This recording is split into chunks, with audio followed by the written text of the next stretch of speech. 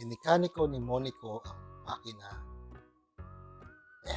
Minikaniko ni Monico ang makina ng minika ni Monica. Minikaniko ni nakakabulol, nakakabaluktot ng dila naman itong tongue twister na to. Ako, Doc Christian, ang hirap, di ba? Ang hirap bigkasin yung mga tongue twister. Naku, Brother Alan, sinabi mo pa. Napakahirap nga. Ako nga hirap na hirap dito sa pagbibigkas ng nakakapagpabagabag, nakakabaluktot ng dila. Oo nga, nakakabaluktot ng dila. Sigurado si Kuya Pip, hustler dyan.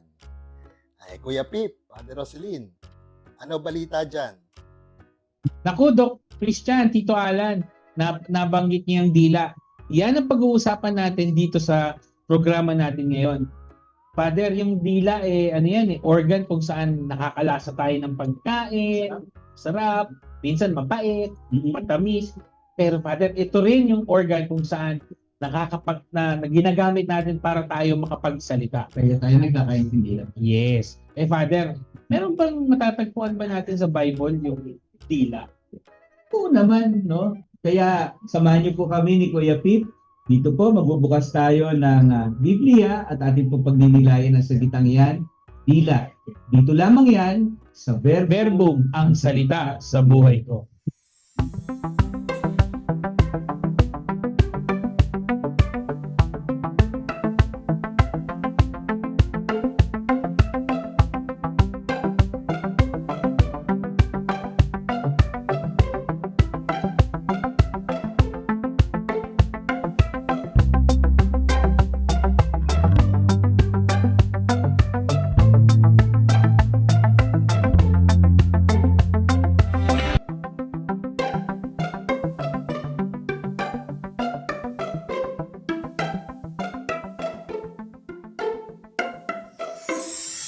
Mga ka-verbum, tara po tayo ay magsimula sa pamamagitan ng isang panalangin. Sa ngalan ng Ama, Anak at ng Espiritu Santo. Amen.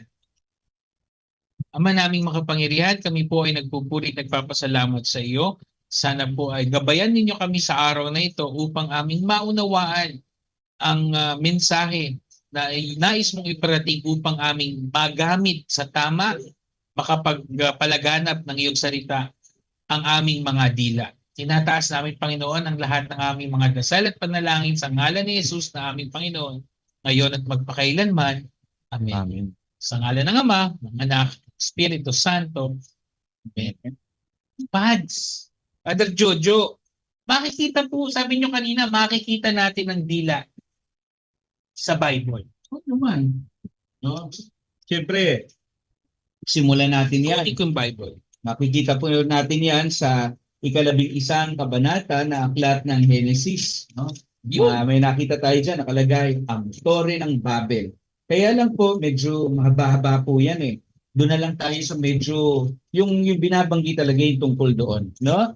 So, dito, sisimulan natin, kasama rin natin si Brother Daniel. Seminarya Daniel Cambal. Siya po, babasahin po niya yung mula 5 talata hanggang sa kahuli-hulihan, kasiyam na talata ng Genesis. Eto na po, babasahin ko na po.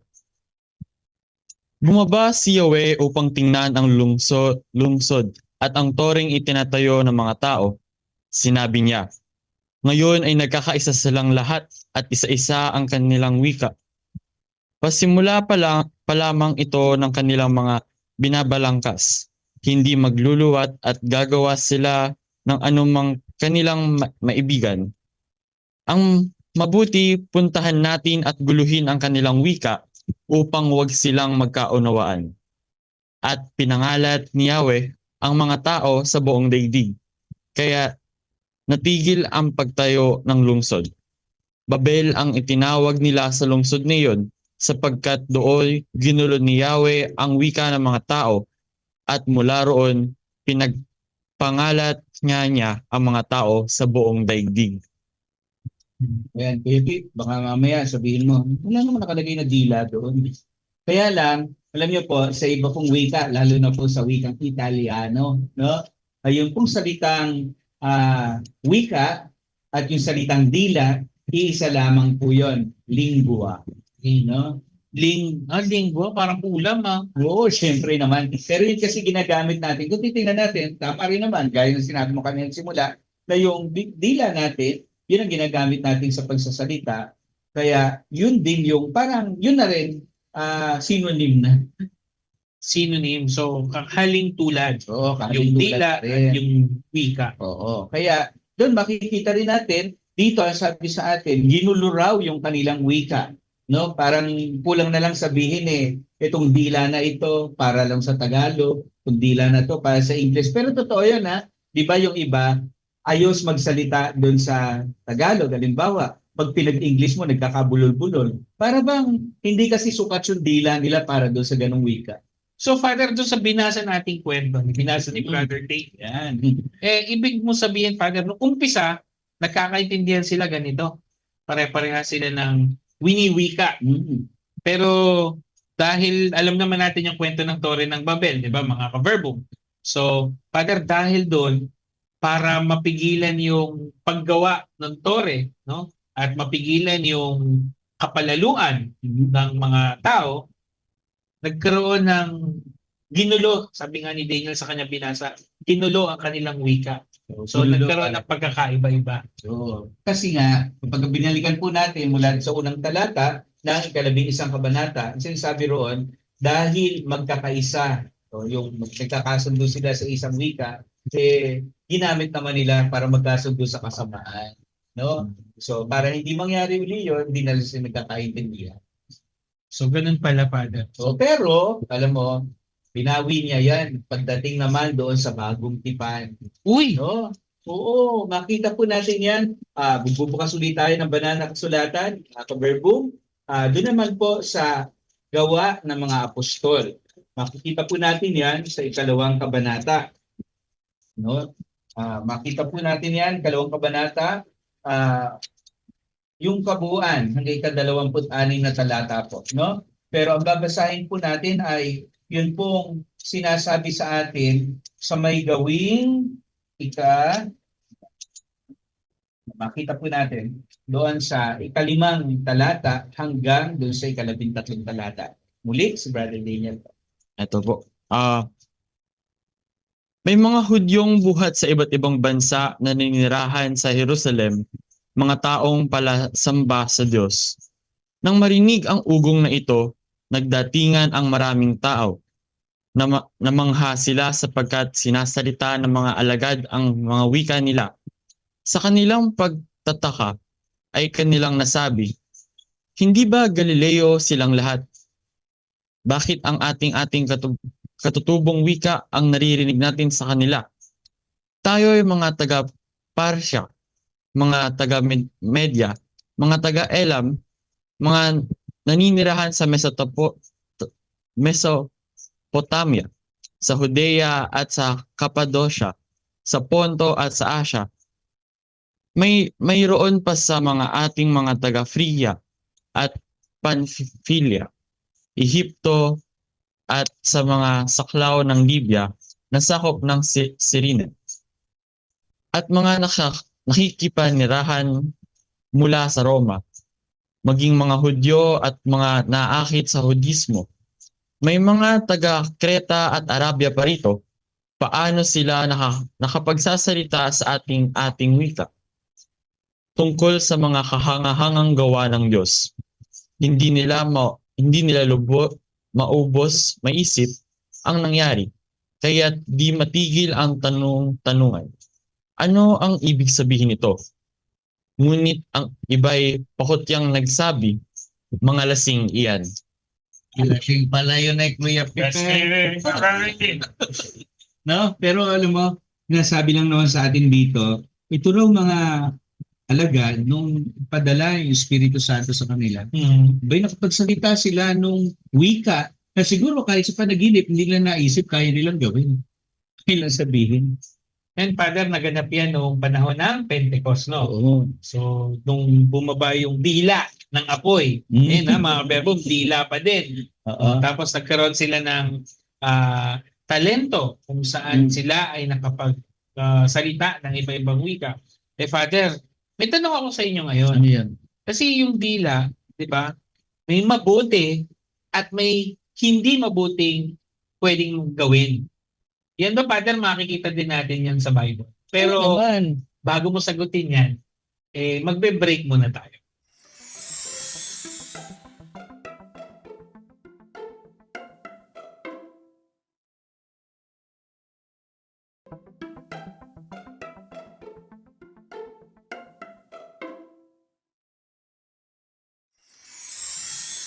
Welcome back po dito sa Verbum. Kanina, Kuya Pip, may tinatanong ka sa akin Yes. tungkol dun sa masama at mabuting paggamit ng dila, di ba? Makikita natin yan sa banal na kasulatan, no?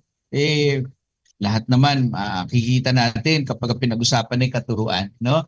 Kaya hanapin lamang natin yung sulat ni Apostol Santiago, 3 kabanata po yan, 5 hanggang 12 talata. No? So yan, naliwanag ang dila. Baka, Father, may mga mihawak silang Bible na English. James po yun, no? Yung si Santiago. James chapter 3 verse 2 to 15. Babasahin ni Brother Daniel. Ito po. Ganyan din ang dila ng tao, kay liit-liit na bahagi ng katawan, ngunit malaki ang nalilikhang kayabangan.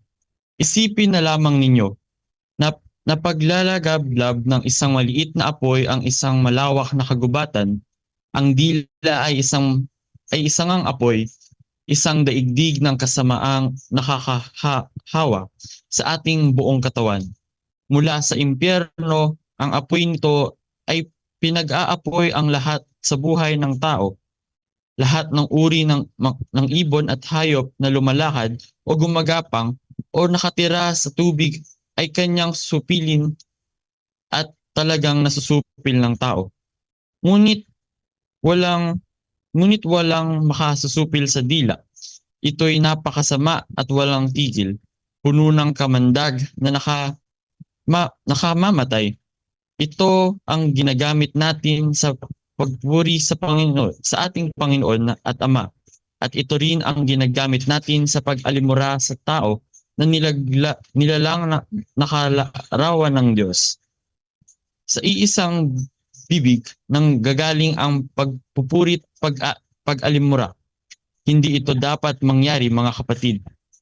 Bumabalong ba sa isang bukal ang tubig tabang at tubig alat?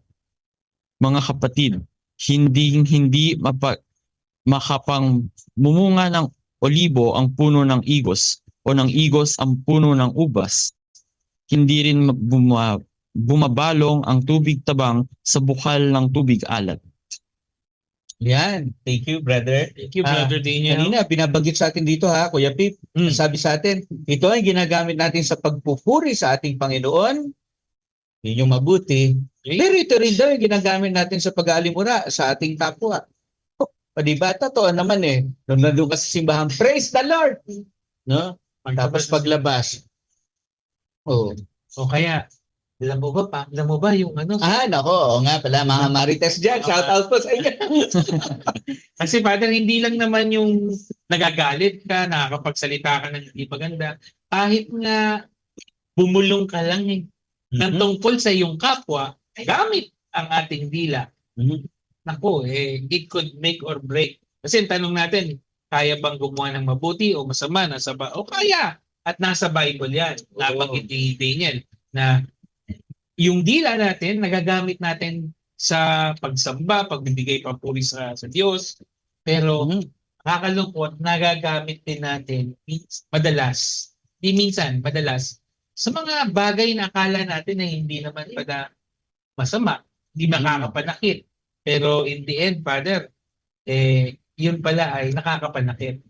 Kahit na sinabi ko sa iba yung tungkol kay ganito, mas masakit dahil nagsasalita ako nang nakatalikod siya, nang hindi niya alam yung ating pinag-uusapan. So nakakapanakit ang dila.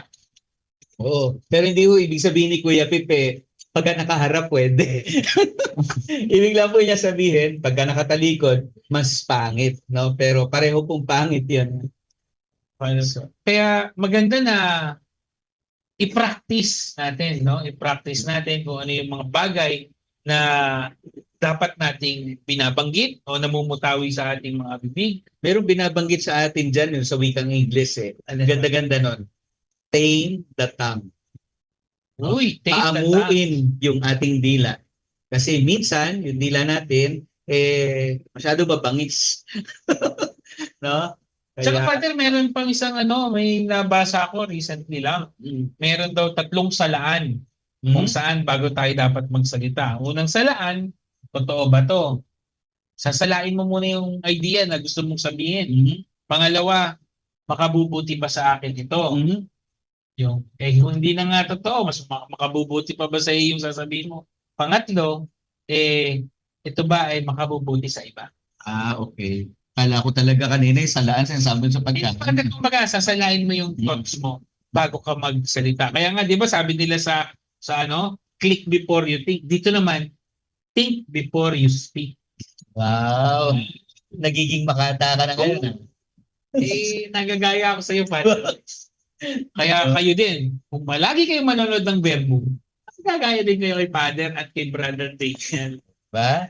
So, kaya po, kailangan nakikita po natin na yung talagang dila natin, inaayos natin yung paggamit kasi yan po, minsan, kahit ako gaano kalambot yan, gaano kaliit, gaya ng sinabi rin sa atin doon, nakapananakit. Diba? Meron din nakalagay niya sa banal na kasulatan, no? Tingnan din natin yung sinasabi sa atin sa Ecclesiastico, no? Nandun sa 28 kabanata, 17 at 18 talata. Yes, kaya din yan. Ito po, 17 at 18. Yaong hampas ng latigo ay nakalalatay, ang hugupit ng dila ay nakababali ng buto. Mas marami ang namatay sa talas ng dila kaysa napahamak sa dulo ng patalim. Matindi yun. Diba? Napakalambot ng dila, nakadudurog ng buto.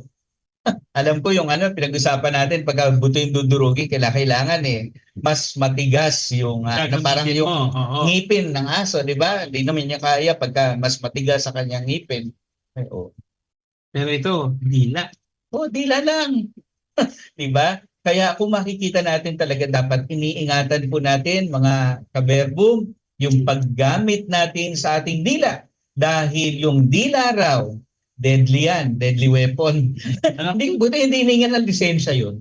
Mukha, Father. Hindi, pero kasi Father, parte naman ng katawan ng tao. So nasa paggamit na rin. Kaya siguro marapatin natin, Father, na gawin nating matuwid, no, yung ating... Alam mo, Father, feeling ko medyo mahirap na madali.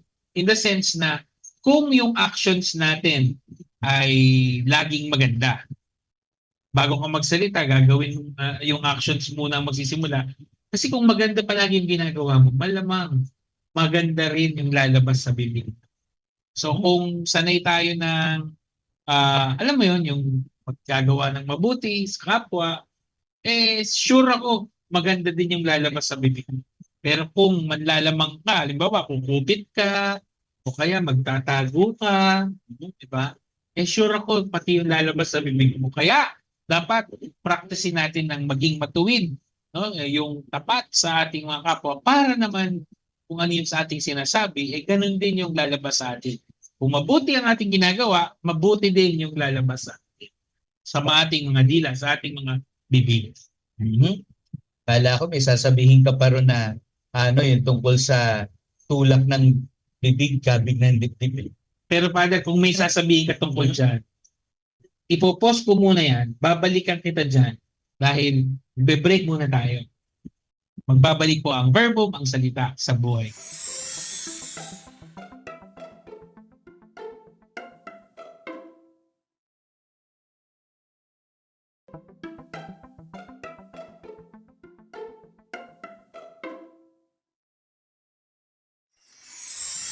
Welcome back. Nagbabalik ang Verbum, ang salita sa buhay ko.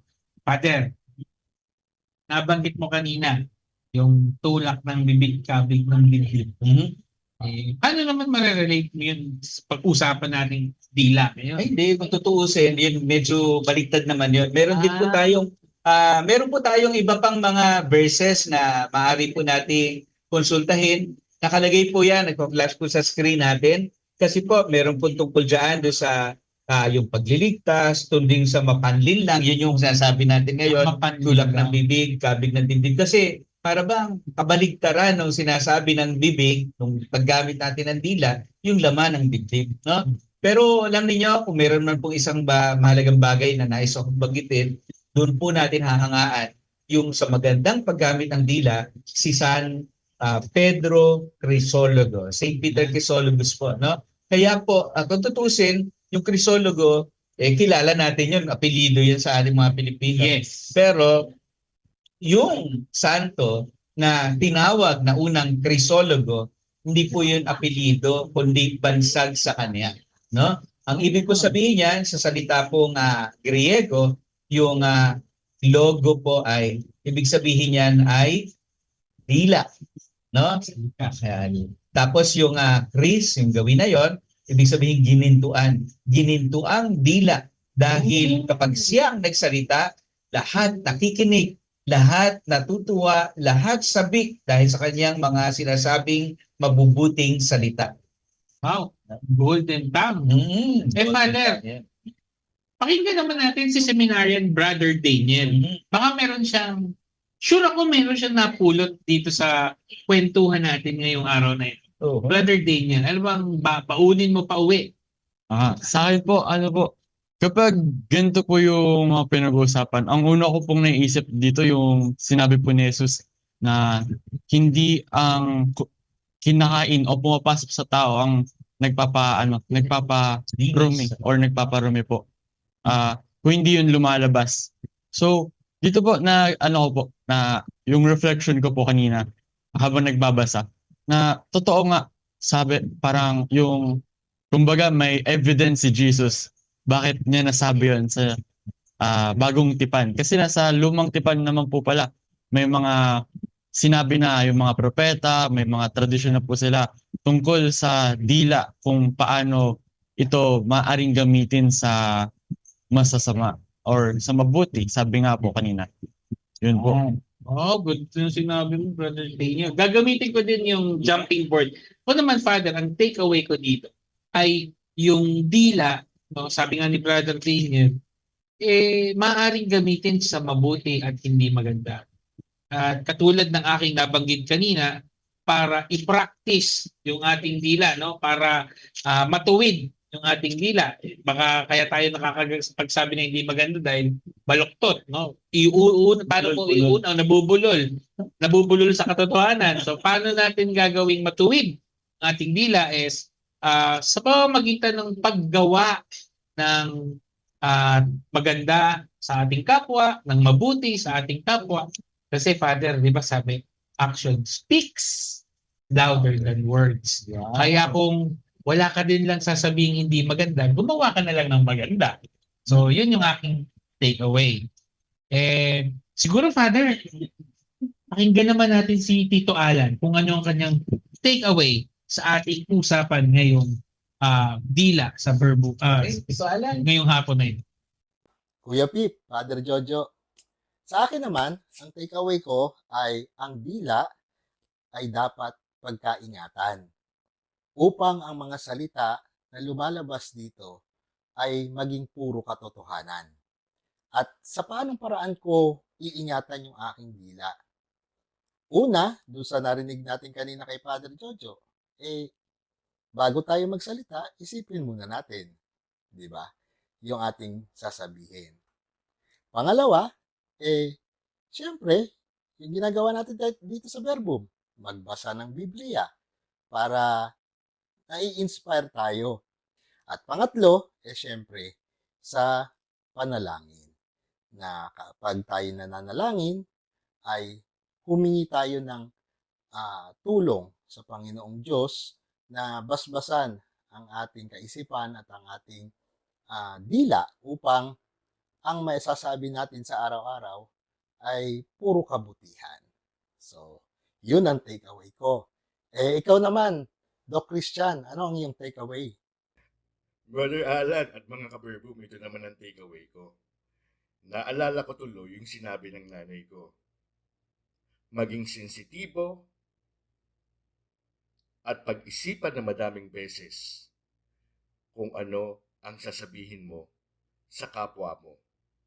Kasi baka mamaya yung sasabihin mo ay makakasakit dun sa kapwa mo. Parang sa nag-aaway lang. Pag nag-aaway, di ba nagbabatuhan ng masasakit na salita? Di ba, sabi nga, pwede naman pag-usapan ng maayos. O di ba matatapos ang ating mga problema at ang mga hindi pagkakaunawaan sa magandang usapan. Ayan, yan ang aking takeaway. Father, ang daming magandang sinabi ng mga kapatid natin, nila Tito Alan, si Doc Christian, at sure ako, ganyan din yung mga nanonood sa atin.